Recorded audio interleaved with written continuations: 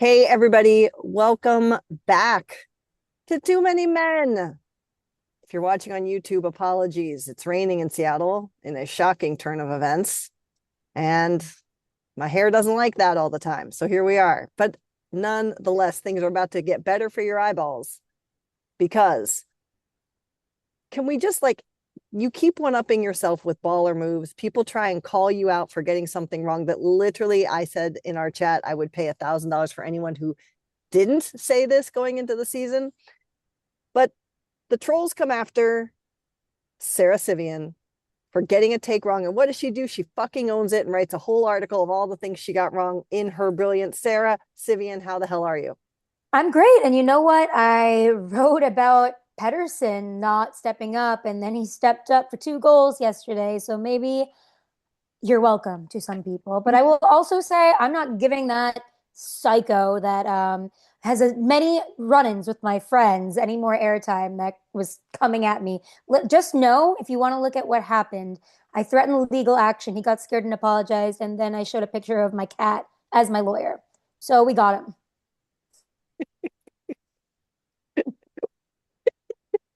Well, we are not too many men without literally regular co-host analyst on the sheet with Jeff Merrick, constantly letting the Sabres know what's up. Is she the reason for the turnaround since she started being part of their regular coverage? Who's to say? It's not Jarmo Kekalainen. It's Shayna Goldman. Shayna, say hi.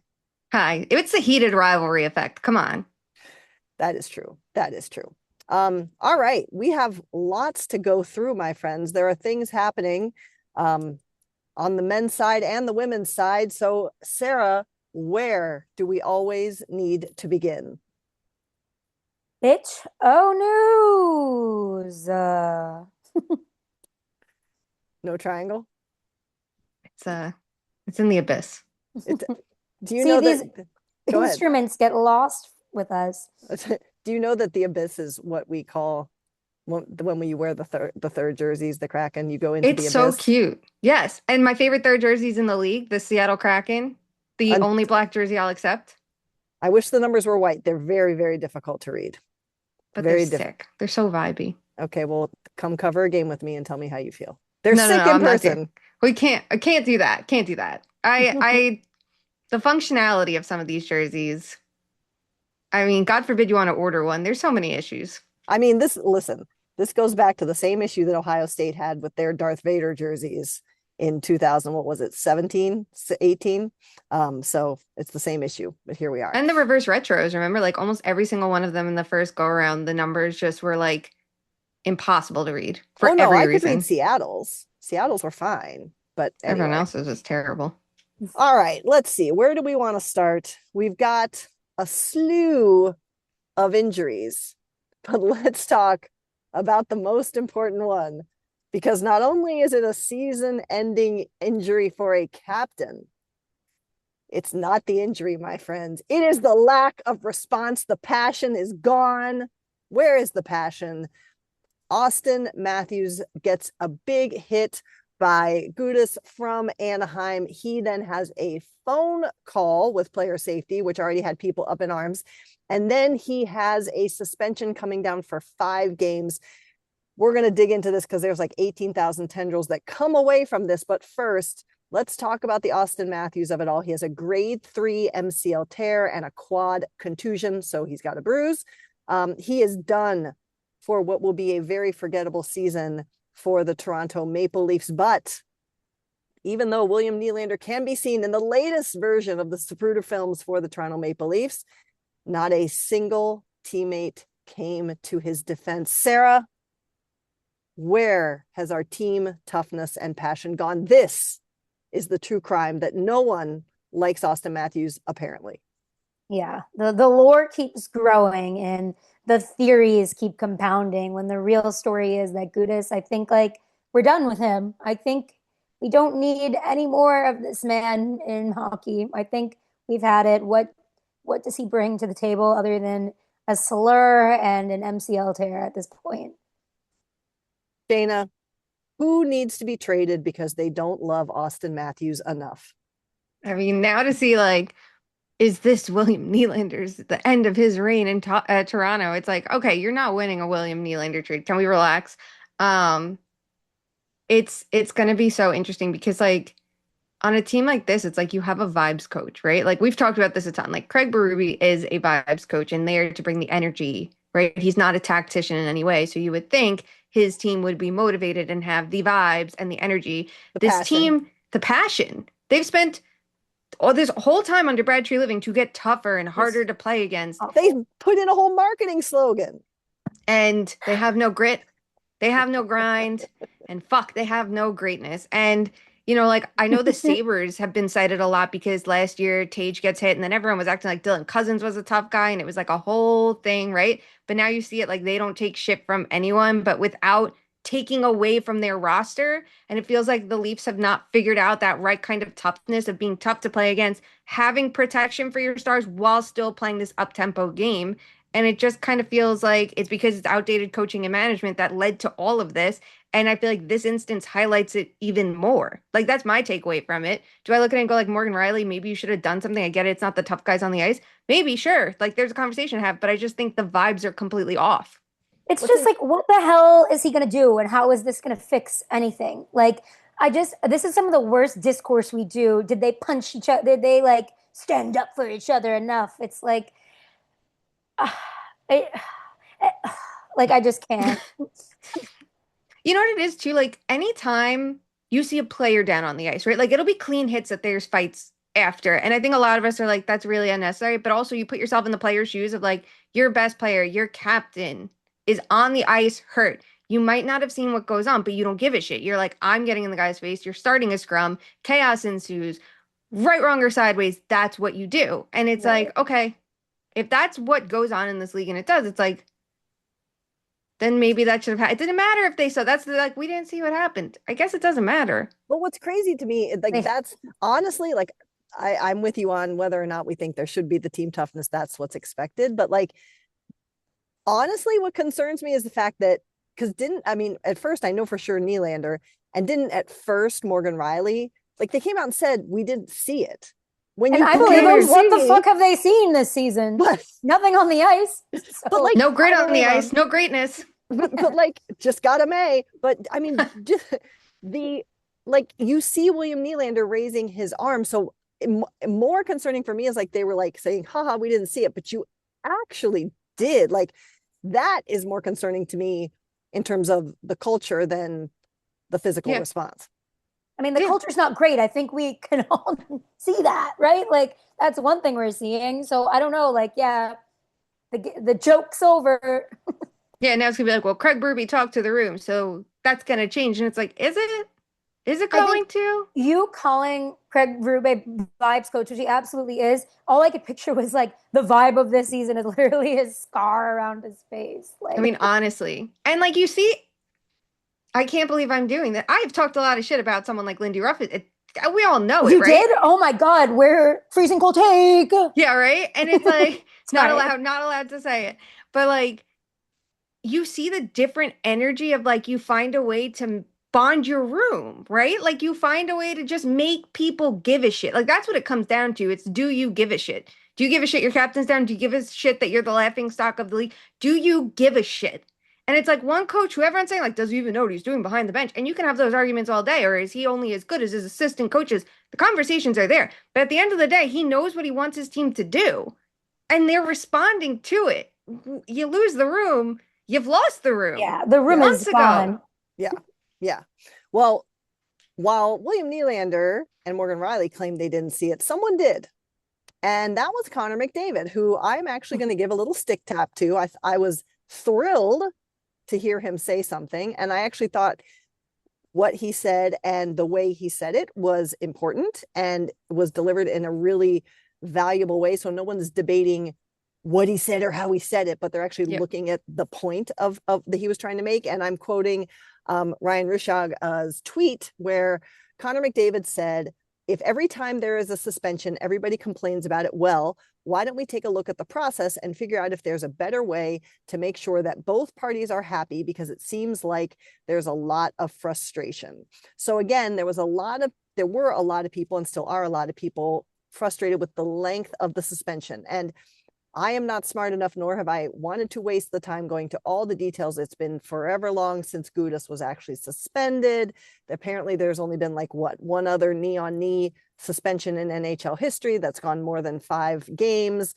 But Sarah, what did you make of, in a vacuum, forget all the drama of Toronto, of the process of suspending Gudis? Was it enough?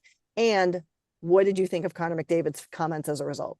Yeah, first of all, I'm loving McDavid speaking up, and I'm loving Lauren Kyle McDavid also speaking up. She said a lot more than she ever has in on her TikTok recently, and like this has really endeared me to her. I think she's really smart and has made some pretty big points about hockey culture, and like it's just cool to see it being received well on TikTok because it's not like the whatever the manosphere. But anyway, um, I think part of this we have to remember when it comes to the rules and why they haven't changed in so long is because people want to expedite the CBA. And part of that is, as much as I think Marty Walsh has been a revelation, I think there were important fish to fry when it came to players' salaries, certain rules that were like more at the forefront and would take less time in this.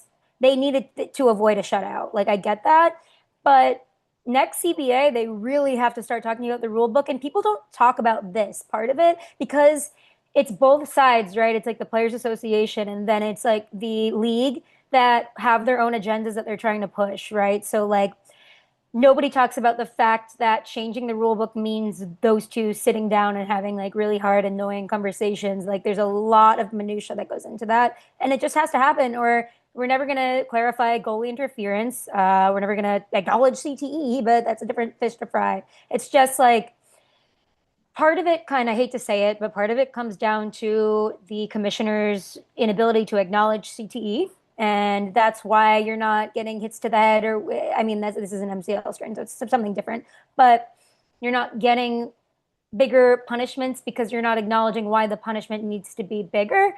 And part of it is because it's like you want to prevent a shutout and concede some things. So this is going to keep happening until they kind of like really hash it out. And I do fear that something severe is going to happen before that happens. Sarah, you're frying a lot of fish today. You got Yeah, fish to fry. we're Another fish at to the fry. bait.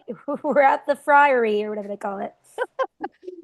Shayna, obviously, to Sarah's point, there is some tension, right? Because you're asking a body that represents both the person who's hurt, but also the person who did the hurting to come up with a fair response to something like this. And, I heard Greg Wyshynski on Jeff Merrick's show the other day, and he was making the point that I kind of agree with. But again, we're still right where Sarah's saying with goaltender interference, where you know it when you see it. But again, we have no definitions around situations like this. What, if any, possible solutions or elements of a solution have maybe come to mind for you through all this, or are we still just stuck with an imperfect system? I think we're stuck with an imperfect system for now, honestly. I don't think anything's going to change, but I think people like Connor McDavid can help facilitate that change. And I think it's very important that, listen, he doesn't speak on every single issue. And I don't want him to, because when he speaks, you listen. He speaks eloquently enough, he makes his points, and you're like, oh, wow, this was big enough for him to speak on it. And I think that's important to note, too, because like, you can't expect them to talk on every little issue. The other part of it is, though, they want a human element to a lot of these things. Understandable, because not every situation is the same, and we know that. But I still think there's adjustments to make to the rule book on what some of these calls are, and then the system of suspending players. And I also would love to see instructional videos on plays that are not suspended but are reviewed. The problem is when you get into that, you start building this criteria of consistency that you don't always stick to. And that's why I feel like we don't see it enough, because then, there's so many things like go back to the Hagel punch on Darlene, right? Like that was insane. right? Like that right there should have been a suspension. Explain to me why it's not. Not a quick note. I want a video explaining it so we can learn and be better for it too and understand your system, so we're not debating every single little play here. Because for me, I understand repeat offender status. It has to be the same thing, right? It has to be knee on knee. Does he have a history of knee on knee?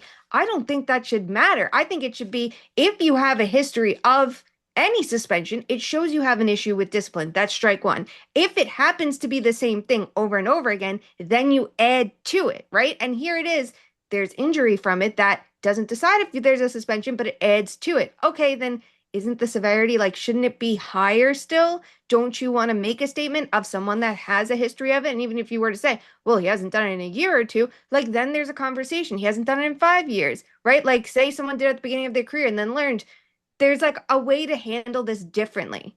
But I just don't think it's going to get done. And I think everyone's so quick to go, well, George Powers is wrong for the job. Every person who's done this job has been wrong for the job. I think you need a stronger body of people doing it from both sides of the equation. Give me someone who maybe their injury was shortened by injuries and was on the other side of this to give the other perspective a little bit more weight in this conversation, because I do think that there's value to having players with a past of being physical, especially if they don't have a lengthy suspension history, to give the both sides of it. Why not? You want the human element, but I just think we need a little bit more of the other side as well. In fairness, to round this out, I'll just read it. And because there were GM meetings this week in Florida, George Peros, who is the head of the Department of Player Safety, obviously was asked to respond and did. And I'm reading the reporting of Eric Engels, quote, "We sweat over these decisions and pour over these decisions every night, all season long. We have a process in place that's consistent, and we have a team that works for me and together with me that evaluates all these plays. A very experienced team, a veteran team. Guys that have been there since the beginning of the department." That might be part of the problem. Not to mention all the former players that have a large set of experiences playing NHL games, accolades. Some of the best guys that have played the game work for this department, help make decisions. So our process, I feel very confident in. We've got great guys, the best guys who make these decisions. And I think the players should be confident in this team to do so. So hearing the quote aloud is so much worse than reading it too, because I read it, but the way you read it aloud, I'm like, it's giving Donald. It is. Well, the best guys. Best guys. But it's just like this, it's dodging the crux of it all, which is the system, right? And nobody wants to bring up that elephant in the room. Yeah, you have guys who've been there all along. Okay, but you still don't have an element of consistency. And maybe you need to blend the new with the old a little bit more then. Maybe you need fresh voices and different perspectives because you don't have that consistency. Well, I do hope that they have an intentional, you could have a constructive conversation about this if you wanted to. And again, it's just like I always say about games, like, can we just make a member of the officiating crew available, even via writing after a game? Because if we could understand, we may not agree, but we understand. And that causes less of a hullabaloo. All right. Well, Connor McDavid had another reason to be upset this week, and that was something that happened on the ice. And I'll be honest with you, I didn't see this live, but when I went back and watched it, it didn't look significant in terms of what happened in the moment, but I'm here to be schooled if that's not true. But Leon Draisaitl has been announced to be out for the rest of the regular season. Now, I have been seeing conflicting reports, but I'm behind you guys in time zone, so maybe you've had more time. But yesterday, being Tuesday, Chris Knobloch said they were hopeful he'd be back for the playoffs. But then today, the Oilers general manager saying that they were pretty sure he was going to be back for the playoffs. But obviously, this is all an exercise to make Shayna mispronounce a word as many times as possible. Shayna, what do you make of the Leon Draisaitl injury? Do we think it's from the impact we saw? Maybe it's just making something active that he's been dealing with for a while. And how much does this hurt the Oilers? I would assume that it was something that was already existing, that this like just exacerbated it. And we've seen this before, right? Like we've seen his regular seasons cut short and then he's back for the playoffs and you just rest and reset. But it's a little bit tougher here when you're in this playoff race. I also think it's very funny. Like Draisaitl has such an incredible record. Thank you. An incredible record against the Predators. So he still got his licks in and then leaves the game because he can't leave a game in Nashville against Nashville without a couple points. But it's, the Oilers are really something this year. And I feel like I'm getting like branded as an Oilers hater when every year I have said the same shit about this team. And that is, I don't care what happens in October, November, December. Show me this team in April. I'm not worried about them, right? Like it doesn't matter what goes wrong. They'll be fine. They know how to turn it on when it matters most. And this year feels different from years past. Maybe because you don't have Stuart Skinner in the vibes. I don't know. And you have that question mark. And they're lucky that there is that separation between, the 4, 5, and 6 competing for the wild card and 1, 2, and 3. This team still should make the playoffs. If they don't, there's something truly, truly wrong there. And you got to get rid of literally everyone.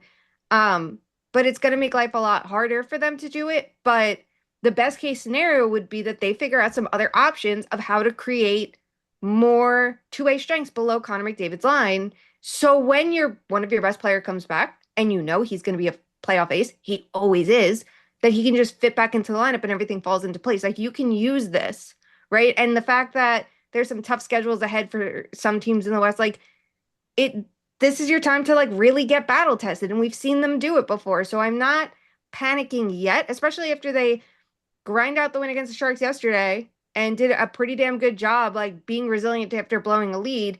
If this is what kind of lights the fire that they've been missing in the second half that we've seen them have in seasons past, so be it, right? All right, Sarah, that's an interesting take from our Shayna Goldman. Does this light the fire or put them deeper on the struggle bus, in your opinion?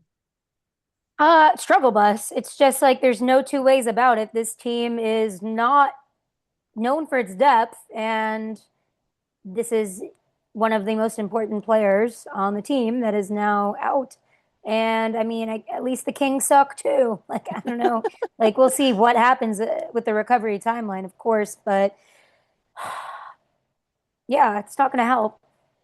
To that point, Sarah, and Shayna alluded to this, we talked about the Tristan Jarry trade at the time when it went down.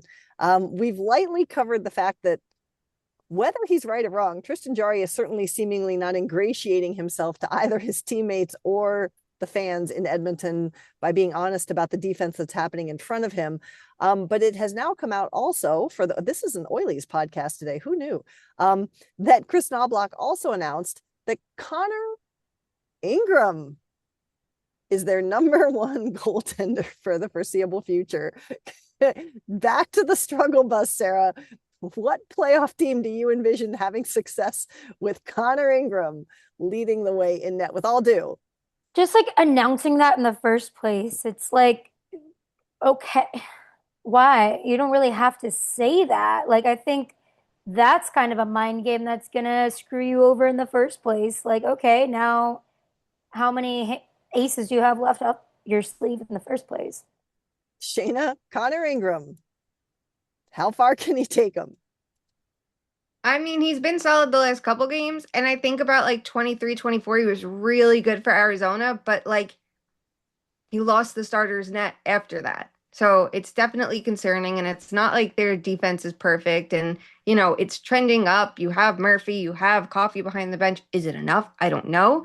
And also, he doesn't have a ton of playoff experience, which concerns me. Like with goaltending, I'm not someone that's like, this guy needs playoff experience to be good, but with goaltending and with the pressure the Oilers face, I think it's a good thing to have because this team has very strong aspirations and they have such a shitty situation if it doesn't work out, right? Because Tristan Jarry is not reliable in those situations, is not durable, and also just hasn't been good this year. I think announcing it, I think of two different things. One is this a fuck you to management because they put them in this situation, which was so unnecessary. Like, even if you felt Stuart Skinner wasn't your guy, I'm going to like dig my feet in and say, I'm digging the fuck in. And I am saying that Skinner should have been made the 1B. They should have just found a 1A to move ahead of him and rolled with that tandem instead of being like, he's the problem. Get rid of him for Tristan Jarry, who is more expensive, has more term, and does not have a good track record at all. The other part of it is we saw him kind of rebound after being sent down to the AHL last year. So I'm wondering if it's like maybe if they just like put the pressure on him, like Okay, that's but it, you that's lost your insane. shot. Think about what you just said. I know. That's the I'm like, is it a desperation measure at this point because he hasn't been good, because he's so unreliable? Like, it just shows every single part of it, no matter what the reasoning is like, well, who could have seen this coming? Like, nobody wanted this situation We're to all trying to find the guy who did this. Right. It was bad from the start. Not only did you acquire him, you acquired him for the rest of Connor McDavid's contract, who, when he's literally saying he's signing a short-term deal because he needs to see the team's direction, and this is what you're saying is the direction for the rest of the way, and then you're paying to do it. And then you try to get out of his contract at the deadline, it sounds like, and you couldn't do it. So it's like, who knew? This is not, oh, let's take a risk. Like Scott Wedgwood's having a bad year and the Avs decide to bet on him because there was a pretty good track record before. This is someone who doesn't have that. It just makes literally no sense. All right. Well, the Oilers continue to somehow find a way to shoot themselves in the foot. But as Shayna said, they also seem to find a way to stay in it, sometimes till the very, very end. We shall see. In perhaps question mark brighter news, as we went to record, it has been announced that Sidney Crosby, who was out since the Olympics, was unable to finish that tournament, as many will recall. Sidney Crosby is going to play tonight. We record this on Wednesday against Carolina. He's been on this road trip with his team that did some handiwork in Colorado.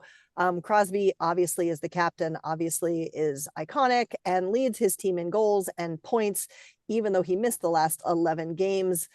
Sarah, obviously, sometimes players come back 100%. Sometimes players come back and they need a little time to shake the rust off. But how valuable is it for the Penguins to have their captain back on the ice? I mean, they were playing well too while they were waiting for him to come back. I'm glad they didn't rush him back, right? Like they kind of knew what they had, which is not just for the Crosby show this year. And I think that gives him amazing positive momentum and vibes headed into the final stretch of the season here. Shayna, what kind of positive is it?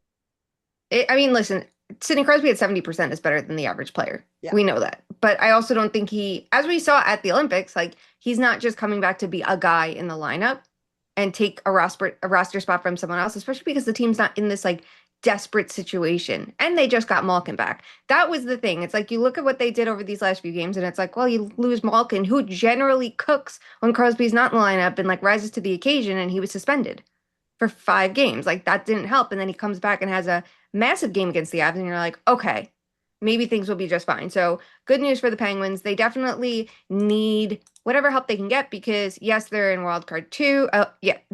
Metro number 2. Yes, they have the game in hand over the Islanders, but it's not getting any easier. And now the Blue Jackets are adding more pressure to it. So it's like the right return at the right time right here. Like, and you're also putting him in against the Canes, a lot of pressure from the Canes, but it's Canes on the back, on the second half of a back-to-back. I think that's also kind of a smart move here because you might have more tired legs, which will let him get a little fresher too. All right. One last bit of news. Here we go again, friends. In 2028, we're going to have a World Cup. It's going to be in Calgary, Edmonton, and Prague. It's 2 years away. Do we care yet? I'm excited it's existing and it's more than 4 nations. But where will they put the winning puck? Oh my God. It better be at Jack fucking Hughes' house. It's amazing the I before, there's no I in team, except in this situation. You know what you got to take home from that? You have your jersey, you have your medal. Sidney Crosby's is in the Hall of Fame. Oops, sorry, did I say it's that? Like they were. You mean like mine and Megan Keller's puck? Like, did anyone ask Megan Keller what she wants with her puck? Because I don't hear her stirring up shit. They were created in a lab to say the most annoying things ever and not be able to handle winning this. And it's just exactly insane. It's exactly where we are as a society right now. Like it's a perfect microism of how sports actually show you where society's at, because these guys are acting exactly like where we are in 2026 America. So you're welcome, historians. Well, some Olympians who are actually seeming to understand the balance between personal values, celebration. Also, shout out to Hillary Knight and Hannah Bilka for looking amazing at the Oscars. Alex Carpenter and Aneta Teralova were at the Hockey Hall of Fame to help reveal the Olympic exhibit from this year. They're obviously part of the Seattle Torrent that is on a road trip here. But if we look at the PW, some big news coming out today. We talked last episode about getting a national broadcast going for one game. Well, guess what, my friends? When the playoffs start, if you're in the US, you're going to have a national broadcast for every single bit of the playoffs, as the PW and Scripps Sports have teamed up to put the finals, this just came out as we hit record, the Walter Cup finals to a national US broadcast. We already talked a lot about what this means for the PW and how good this is for the growth of the league. But any additional comments on this, or just more of the same excitement and positive signs with this announcement? I don't think there was any information on whether the games would still be on YouTube, and I'm going to assume that they are, so it's accessible to people with and without cable. I would assume so, yeah. I would assume, yeah. But at the end of the day, this is great. This is what you want to see. you can like the momentum is so tangible since Yeah. the Olympics, it Mhm. feels like. And maybe Mhm. this was going to happen anyway. I'm sure like deals don't just develop overnight sometimes, but I think that there's more of a willingness to bet on them after you see the hype that was generated. So always a good thing. You just keep seeing it grow and keep seeing it get more exciting. And if I remember correctly in years past, the PHF, they had their finals like on ESPN, maybe because ESPN Plus carried it, and I believe there was one year the Isabel Cup was on actual an actual ESPN network. And I just think it's an exciting and good thing to have because not everyone knows how to stream and not everyone wants to. So why not? 100%. All right. Also, sorry, Yes. also one thing, since they're broadcasting other women's sports, there's going to be cross promotion, which I think is huge too. Oh, good point. Yes. Also, and I was annoying Shayna about this game on Sunday. If you did not watch the Boston Montreal game on Sunday, I implore you, at least go watch the highlights. This game was insane. The top two teams in the PW. Sarah, if you have the bandwidth, you should try and find time with Fleet head coach Chris Spar. I've really enjoyed the few times I've been able to talk to him. Yeah. He's got that team just firing on all cylinders. And on Sunday, his team goes down 3-0. There is a major penalty called when Jill Saulnier has a big hit. She is unfortunately concussed. We'll talk a little bit more about that in a second. But on the major, fucking Chris Spar pulls Aaron Frankel and goes 6-on-4 on the power play. I'm like, let's Let's go. go. Now, Let's go. granted, it didn't last long because there was an icing and a face-off had to go back and he put Frankel back in. But then after that power play expires, Lauren Gable, who gets activated with some of the injuries that Boston has had, who was a Clarkson star, gets a goal. So now it's 3-1. Then, with 4 minutes left to go in the game, what does Chris Spar do again? Pulls his goaltender. And then, shocker upon shockers, guess who scores? Megan Keller, she of the Star Spangled Dangle. So now it's 3-2. They continue to play with an extra skater and an empty net. And then what happens? With 15 seconds to go, Susanna Tapani scores the tying goal, forcing overtime. They go into OT. Aaron Frankel does Aaron Frankel things. And then Ella Huber, who Matthew Nyes is lucky to be associated with, scores the game winner in overtime. It was the most incredible game I've ever seen. My friends, these games are so easy to watch, particularly in the US on YouTube, as Shayna mentioned. Check out these sports. Shayna, I know you caught a little bit of it. Did I miss anything important? No, go back and watch it because I've only seen part of it so far because you texted me like, "Hey, go watch," and then I was like, "Okay, I have to like crush through this one," but then I've not finished. Yesterday I was like trying to get through all like because I missed a lot on Sunday, rough one, but yeah, just keep watching like watch till the end too because there are a couple games that I've been like, I'm gonna shut it off and switch feeds like it's 3-0. Don't do that. Yeah, it's a good one. And Sarah, I think you would like Chris, and I think Chris would like you in terms Oh, of covering him. So if you try to have the get bandwidth, there. Yeah, I did try to get there a few times a year. This year yeah. was a little harder just because it's kind of far away and I just sold my car. But Oh, I'll make oh. it happen. I will make it happen because it matters a lot. We have some other news coming out of the PWO quickly. First, we'll tap on the trades. A big one coming down between the aforementioned Boston Fleet and the Seattle Torrent. Jesse Eldridge leaves the Torrent to join the Fleet, while Teresa Schaffsal leaves the Fleet to join the Torrent. Eldridge made her debut last night. No points for her. We'll see how she starts to fill in as they want to push, obviously, for a long playoff run. And Schaffsal, I would imagine, is going to make her debut here tomorrow. We'll see. But any thoughts on that trade? There was also another rumored trade last night that turned out not to be a trade. But the Scepters did release Claire DeGeorge, and the New York Sirens promptly signed her. So a couple players changing teams. Any thoughts, or should we move on? Well, DeGeorge is good reinforcements for the Sirens who need it after Yeah. Gerard was injured her for the season. Don't think they had anyone on reserves. I like the idea of Eldridge in Boston because I feel like Boston, we see them win their strength on the back end. They have really good blue line. They have amazing goaltending. So if they can get a little more of a scoring punch, always a good thing. It's just exciting to see too because we don't have a baseline for like women's hockey trades. So the last couple of years we're building one, and I think it's just such an exciting part of it all. And what's fun for people who maybe don't know this, if you haven't followed the league as closely, is that PW trades must be players only. You cannot trade picks during the regular season, which is pretty cool. Shayna, you mentioned it, just some injuries to keep an eye on. Taylor Gerard out for the season. Unfortunately, she went down. It didn't look good. She had to be stretchered off from that. Injured by whom? Keep going. Keep going. Again, next injury you want to go through? Yes, that's where I was going to go. Had to be stretchered off. She's done for the season. As on the torrent, Michaela Grant-Mentis missed her last game after taking a massively bad hit from Britta Curl. Kayla Barnes took a really bad hit the next game, and she returned to the bench, but she did not take to the ice.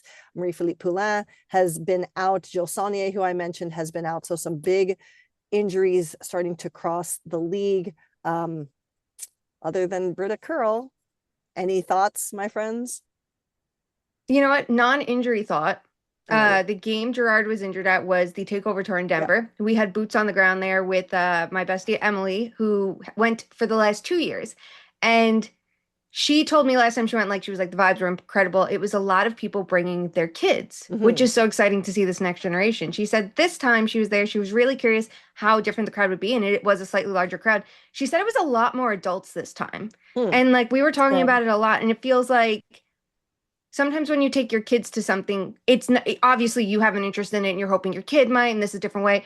But sometimes it feels more of like a novelty thing. And I think just more emphasis on the crowd being full of so many adults, it's like it feels more real, if that makes sense.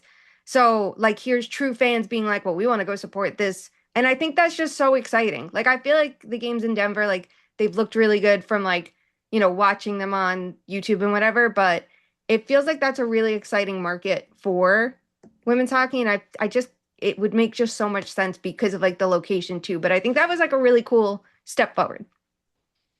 Yeah, it's rumored that expansion is coming again this offseason, so we shall see. All right, let's move on to hockey talk. Sarah, in all seriousness, before we get into the East and the West, you have covered this sport so closely for so long, literally everything. Can you recall legitimately when maybe not the entire playoff race, but this final, maybe the wild card spots and the bulk of the standings have been so close this late in there's maybe one team that's out, but everything else is so tight. In all seriousness, have you seen it like this before? Not maybe since before the last lockout, you know what I mean? It feels like every era not runs its course in the NHL, but I just think this era of high scoring speed and everything, it's been teams have now adapted a little bit, and the salary cap, most importantly, this salary cap era, now it's finally rising after being stagnant for so long. And the parity is great for the league growth and for if you're a fan of a team that doesn't typically go to the cap ceiling, right? But not every team can get a participation trophy for being on the wild card bubble. You know what, kids. I just think I'd like to see really good differentiation of really good teams again. Oh, interesting. So you would like a little less drama, perhaps, or you just want better I don't hockey? think this is drama. I think Okay. I would I don't know. I think it's too not even of a playing field, but I think it's too easy for GMs to be on the bubble right now. Too much parity. Too much parity. There will be the cap is rising, so they're trying to make it more entertaining. But okay, so this is an interesting question because this is a conversation that we have on the women's side as well. So let's have it on the men's side. Shayna, with the cap rising, what's it going to do to the overall talent pool, do you think, in the league? Because on the women's side, we say expansion is obviously opportunity, but you don't want to dilute the quality of the hockey. Yeah, it's tough because so many contracts are ironclad and players can't be moved as much. And then few players get to free agency. In recent years, we've seen it's that the middle class gets overpaid and then the middle class can't get moved. And it leads to deadlines like this, which doesn't do anything for the playoff picture, really, because while some teams standing pat made the Montreal Canadiens not doing something ridiculous makes sense. Like they made a Right. trade earlier this year. They already got their center. So I'm not like looking at that like in a panic, but you look at it and you're like, could other teams have done a little bit more here to merely punch up their roster and separate themselves a little bit? I think it's getting harder to separate themselves from the crowds, and there's a lot of them. Right. And it complicates things. So it'll be interesting to see if the growing cap kind of pushes players to think about things differently of like, hey, I could cash in at this point. I could take a shorter term deal, which now you're going to have to do. Maybe that helps promote some player movement, the growing cap plus the maximum deals changing. But it's tough because you have to get players to free agency in the first place, you know? It's, I mean, because that's the thing, like teams could have made moves, but you also didn't want to overpay. And to Sarah's point, like you don't want to go all in, particularly on a rental, if you're not pretty sure you have a good chance, right? Because then that's poor asset management. And then we slam that.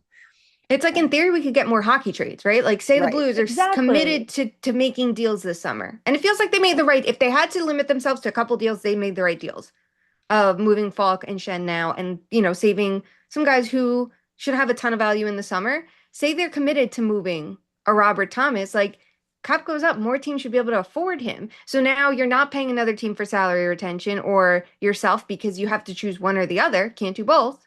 It's like it's a different ball game in a way. So it's like maybe the retention rules eventually won't matter as much because the cap keeps going up. Maybe it won't matter if someone can afford, to do it and then 75 days later somebody else, because I feel like we're not going to see a ton of that unless it's like, say, the Rantanen deal that happens, it doesn't work out, and then you choose to move on. All right, Sarah, if we look at what's going on in the NHL, do you want to start in the East or the West? West. Okay, so let's talk about the West then. The West is super, super tight. Let me go through the standings as we record, which will literally probably be obsolete by the time this hits your ears because it's so insane. The top of the conference is obviously Colorado. They have 97 points. Dallas behind them 94, Minnesota 90. Those three lead the Central, obviously, and those three seem pretty unreachable. You go over to the Pacific, which Shayna has lovingly described as a mess, but Anaheim and Edmonton are We need tied. relegation.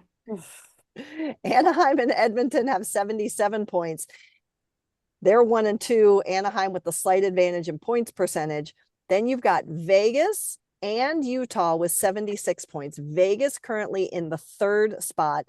Utah is in the first wild card. And again, these wild cards and the Pacific seem to be the only way in because the Central is pretty locked up. Seattle and LA are both with 71 points. Seattle in the second wild card because of regulation wins. This is testing all my knowledge. San Jose with 70 points.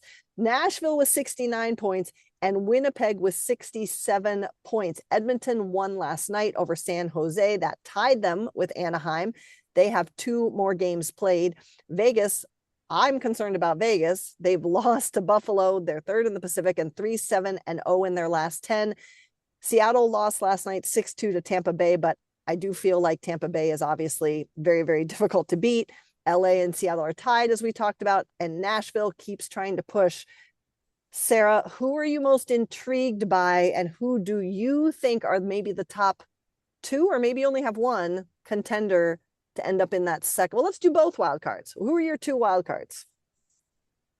Like who do I think at the end of the season is Yeah. going to end up in the wild card spot? I Yep. think, I think the Mammoth are sitting pretty right now, and I think that they've set themselves up pretty nicely for that, and they're good there. And then it comes down to like, I think the Kraken know how to thrive with more consistency, and they have a team better built for like maybe not winning it all, but for getting the wild, like hanging on to what they already have. You know what I mean? Like I think they know who they are. They can kind of, now that they are in the position that they are in, they have held pretty firm with it, right? And like there's not that much variance in the gameplay that they have. So I'm gonna keep them there.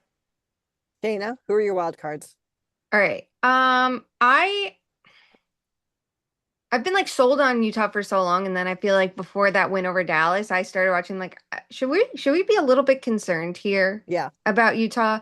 But I think that they'll be fine. Like this is such a moment for them. This is such an opportunity. I don't think they have the toughest schedule ahead, so I'm gonna keep them in the wild card race. And I mean, listen, the pressure is not only on to make the wild card, but to be wild card number one. That's huge here Yeah. to Yeah. avoid the Avs. Um, for wild card two, because I think there's a little bit of separation in the standings that I could see, it's 5 points. Like no matter what, it's 5 points for Right. or more for anyone else. So I think Utah's gonna hold on to wild card one. Yeah. I'm gonna go 20. I don't think it's gonna be LA. Yeah, I I get it, don't the know vibes that. of Kopitar. I don't think it's LA. I'm gonna go San Jose over Seattle. I'm sorry. That's okay. Because I think Bobby McMahon's been a really good fit there. And I think the fact that Seattle's been in this race this whole season is such a step for them. But I think their road ahead just looks so daunting. Mhm. And the Sharks' schedule is finally going to ease a little. And I think we've seen these like highs and lows and these weird turnarounds from them. And obviously, Macklin Celebrini is just unreal. But it feels like Sherwood's hitting his stride a lot more and they're getting a better 1-2 punch to kind of disrupt things that I am encouraged by them. Like a little bit here to make things interesting. And that extra game in hand is the one thing that I'm like, I think they could do it. And they're a team that, like, we talk about goal differential, rightfully so. I don't give a shit about the Sharks' goal differential. I don't care if they lose in 4 or 5 Well, games. nobody has a good one Yeah. in this No. division. So Yeah. Yeah. So if you look at Seattle, LA, and San Jose, they all have the same exact points percentage. To your point, Shayna, the Sharks have one more game in hand. And the reason that the Kraken have that final wild card spot right now is regulation wins, which is the first tiebreaker. And the Um, Kings are 24. The I, 24 regulation overtime and only 18. Only it's 18 the regulation worst. wins. They have the worst vibes. I can't it's stand it. so I'm with you. Okay, so I just feel like with the math of it all, here's my spicy take. I think Utah's in, but I also think Vegas could drop down to a wild card because they're playing Ooh. terribly. Have you Yeah. watched them lately? Yeah. Like They had some good chances and Luukkonen was better than them last night, but like in general, and their goaltending is not good. mm-mm. I Who just saw don't that know if coming? anyone's going to catch up to them. To Like, Vegas? oh, I thought we were talking about Mammoth still. Vegas. No. I'm saying Mammoth could overtake Vegas. Oh, I agree with you. See? Oh my God. Even when I got it wrong, like you're on the same page. But like even if this is the thing that sucks because it's like the Mammoth could have more points than Vegas and it doesn't matter. What? Like they Oh, can't right. they Okay, can't shoot. jump See, into third, so it's I like see now my brain's fried. Okay, thank that's you. what sucks here. I'm It feels so like yeah. Vegas is Okay, so saved by the rest so of the oh, division. right. Vegas, would you say them and somebody on their team are getting off on a technicality? Mm, yeah. It's Okay, so amazing how much is going wrong there too. Like Yeah. it's not one thing that you look at with Vegas, like, oh, it's just the goaltending's bad, but it's like you're supposed to be a contender. okay, so see now even my brain is fried because I'm thinking about this too. Okay, so yes, so Utah I do think gets in. I'm with you. Kings, no. My two candidates are Seattle and San Jose. I just don't think Nashville has it in them, particularly after their deadline moves. But I think, and if you lose to Vancouver, you should be relegated. But I think Seattle can do this. It's up to them. If they play their game and they play it well, I think they hold on to the spot. But they've been a little too up and down of late, and so it's on them. If they play to their abilities, I think they keep it, but I don't know if they will, as we've seen of late. And Shane, I am taking the different spin of your point is that I love watching San Jose and I love how they play. I do think they'd get wiped pretty early in the playoffs, regardless of where they slotted in, because they're just not built to be a playoff team yet. They're not good enough defensively, which you have to have in the postseason. Okay.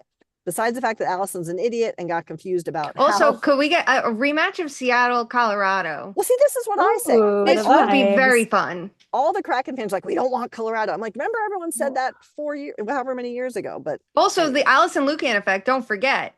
She has seen now 2 very big upsets that's covering true. a team with the Blue Jackets in Tampa and now, the last time with Colorado, Seattle. That is true. That is true. Okay, Sarah, now that Allison has proven that she's an idiot on the West, let's prove that Sarah's a genius on the East. Here we go. So we've got the Sabres and the Lightning and the Habs leading the Atlantic with 90 points for the Buffalo Sabres, 86 points for Tampa, 84 points for Montreal. In the Metro, Carolina has 90 points, even though they lost, I was shocked, to Columbus in regulation yesterday. Pittsburgh Penguins have 83 points, as do the New York Islanders, but the Pittsburgh Penguins have a game in hand. And then tied with 82 points are the Boston Bruins and the Detroit Red Wings, both with the exact same points percentage. Boston has more regulation wins by 1. Right on their heels are the Columbus Blue Jackets with 81 points and a game in hand on both of them. For shits and giggles, I'll mention Ottawa. They have 77 points, but I don't think they're really in it. So this side is a little tighter, other than Buffalo and Carolina, obviously. And we'll put Tampa Bay up there for kicks. Who are your wild card teams in the East? And Guys, this is tough. I was told that I was a complete failure and should quit, and I'm the C word because I said the Bruins were screwed last year. Yeah. And now look at them, 1 point out of not making the playoffs, made no moves to make their, this literally was spoken a few days ago when this, people don't know puck. I'm sorry that I know puck and you don't, and you are not smart, and I am. So all of that to say, the Senators, can you please be good? We're sitting here begging you to be good. No, can't do it. We're gonna especially this year in the Atlantic. I get it, there's teams rising up, but you have playoff favorites out. And this is why the Atlantic frustrates me, and it's more it's not all drama fun because these teams are good. It's they're trying not to be good to me. I need one team to I don't know. Anyway, I digress. I think the Jackets are going to sneak in there. I don't know how. I think it's God. I mean, I want my narrative to be right at this point so I can know that whatever. But I think the Red Wings and Blue Jackets are going to end up in the wild card spots. Oh, all right. So to your point, this is anti-Sarah Sivian theory. The Red Wings are the one team that we are talking about that has a negative goal differential. And Columbus, anything goes. The opposite of what we think happens is happening this year. My analysis here is nothing. It's literally nothing. I just am thinking about who needs it more. I think the Red Wings are more desperate. Dana, who are your wild cards? I kind of feel like the divisions as are might stay put. Yeah. I think Montreal, especially with Fowler up, you have a little more competition for the goaltending. It feels like if they can smooth that out, I think they could stay in the number 3 spot. And I'm not counting the Islanders out either. It's this is Islanders Penguins. I feel like I've had locked in my brain for months now, and I don't feel like changing it. And now with Crosby and Malkin back, I could see them hanging on, as tough as the road ahead might be. To me, Boston stays because Boston's had some really interesting swings below the surface, and Detroit I could see slipping out for Columbus this year because this team is cursed in the month of March, has trended down in terms of defense, in terms of offensive generation, and injuries have not helped. I am legitimately concerned about the Red Wings, who don't have an easy schedule ahead. And it just feels like the vibes are very different for Columbus versus Detroit here, that I think, if anything, that's the swap we'll see. Not Columbus jumping into 1, 2, 3 in the Metro, but doing enough for a wild card spot here. Yeah, I agree. I think it's Boston and Columbus mainly. As you said, Detroit seems to be floundering a bit more, and no Dylan Larkin. So I'm with you. I mean, I forgot about that. All right, we're taking Detroit out.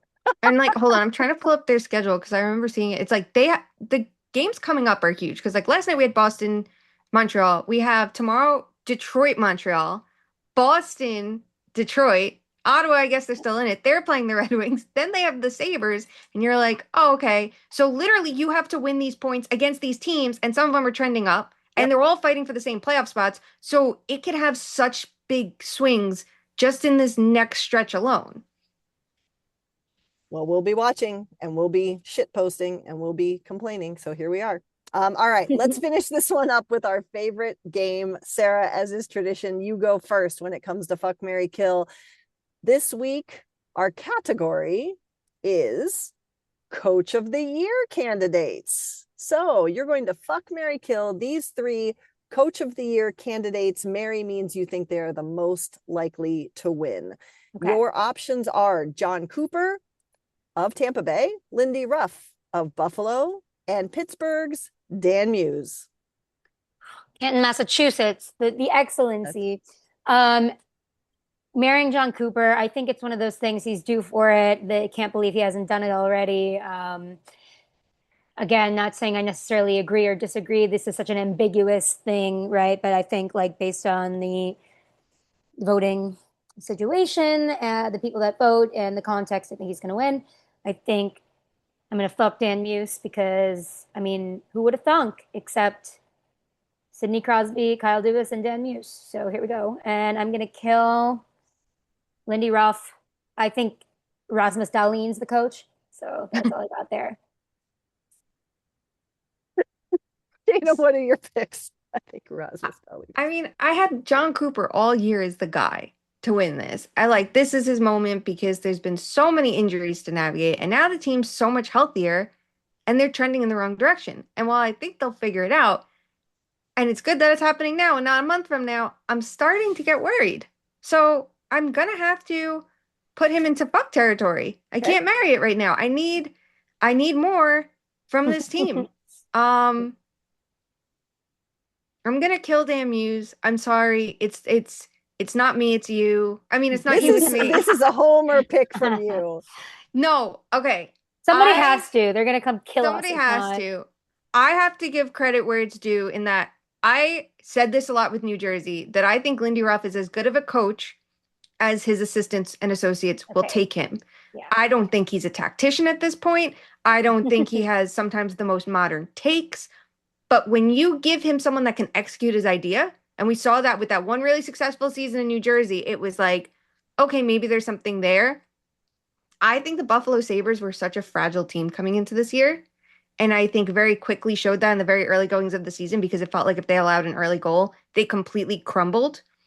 But the difference in the vibes and the resiliency, plus they're actually playing good hockey. Are there things to work on moving forward? Absolutely. The defense has to improve. So you're picking for the Coach of the Year, the guy who's not a tactician and needs his assistants to be the ones to make the team. I think this is an award by committee. No. Okay. I said he's not modern. That was I literally he's not. But I just feel like insane. This is.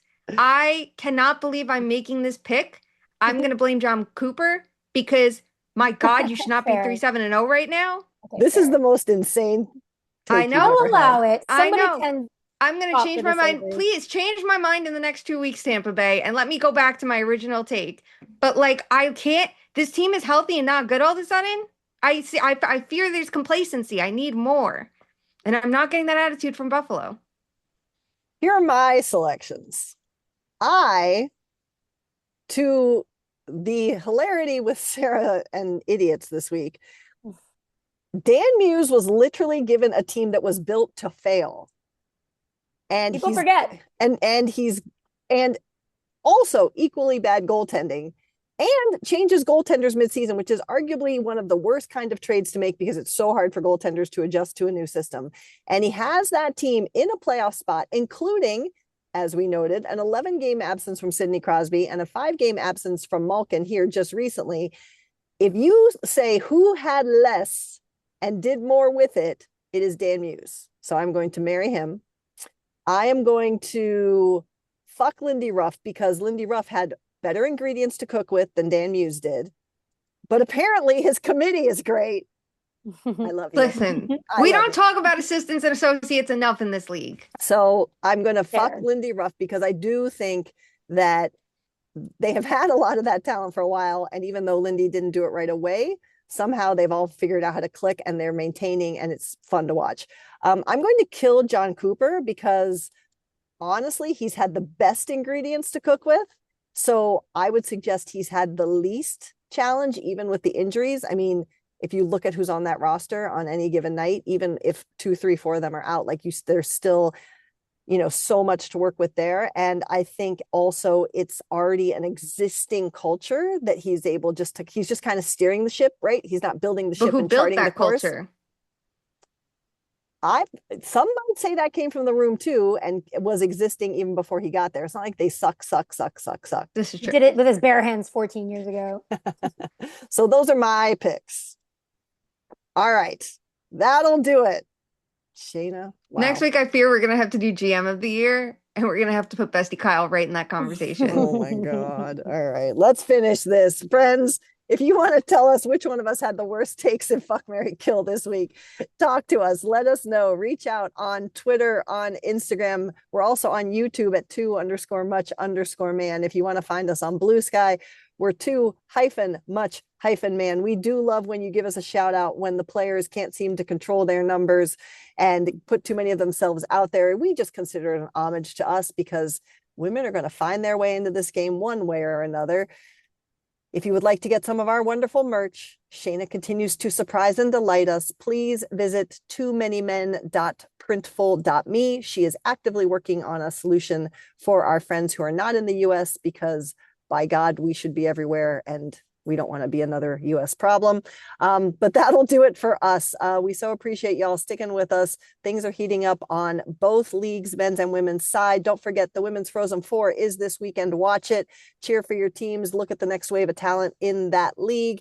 And until we talk again, please do something, no matter how big or small, to make sure that hockey truly is for everyone. We will talk to you soon. Love you. Bye.